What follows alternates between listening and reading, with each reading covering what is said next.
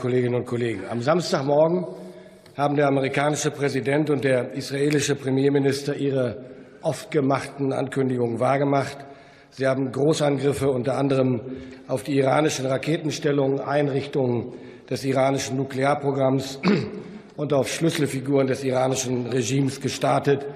Wichtige Teile der Führungsriege wurden eliminiert. Und heute, an Tag 5 der Operation, muss man sagen, der Nebel dieses Krieges ist noch sehr, sehr dicht und sehr, sehr undurchsichtig. Auf welche Länder er sich auch ausbreiten wird und wie lange er gehen wird, ist nach wie vor völlig ungewiss. Und, meine Damen und Herren, die völkerrechtliche Debatte, die wir hier in Deutschland führen, ist wichtig. Es muss klar sein, Völkerrecht muss zentraler Maßstab unseres Handelns bleiben.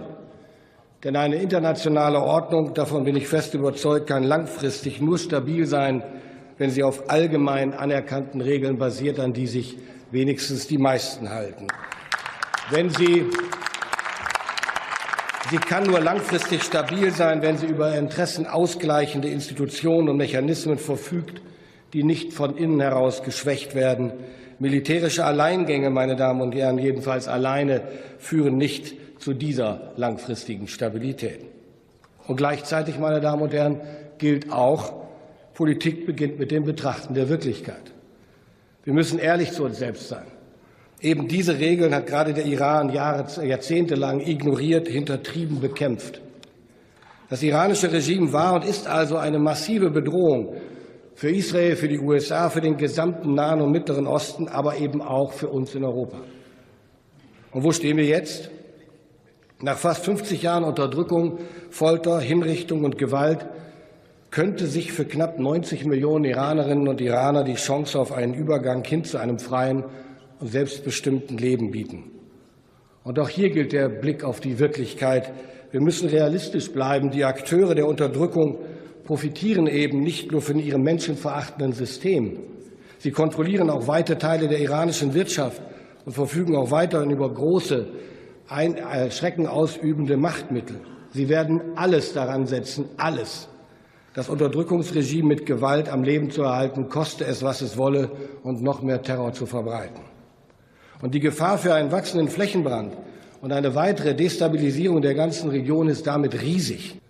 Nicht einfacher ist die Lage für unsere Staatsbürgerinnen und Staatsbürger, die sich in der Region befinden. Ihre Sicherheit zu gewährleisten, nehmen wir sehr ernst. Das hat die Bundesregierung im Blick, und das Auswärtige Amt unterstützt unsere Landsleute, wo immer es geht, zuletzt mit der Entsendung von Flugzeugen und der Ermöglichung der Ausreise auf dem Landweg. Das führt mich zu meinem zweiten Punkt. Deutschland ist nicht Kriegspartei. Die deutsche Bundeswehr wird sich an diesem Krieg nicht beteiligen, meine Damen und Herren. Deutschland wird alles daran setzen, zur Deeskalation beizutragen und eine weitere Ausbreitung von Gewalt einzudämmen. Drittens brauchen wir einen Plan für die Zeit nach den Kämpfen. Die Geschichte lehrt uns, Kriege zu beginnen ist deutlich einfacher, als sie zu beenden.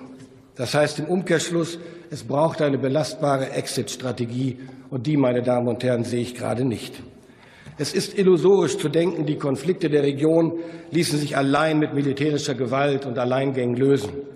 Das müssen und das werden wir auch immer wieder gegenüber unseren amerikanischen und israelischen Freunden unterstreichen. Wichtig ist aber auch, meine Damen und Herren, wir Europäerinnen und Europäer dürfen nicht nur zum Zaungast werden, wenn es um die Zukunft der Region steht.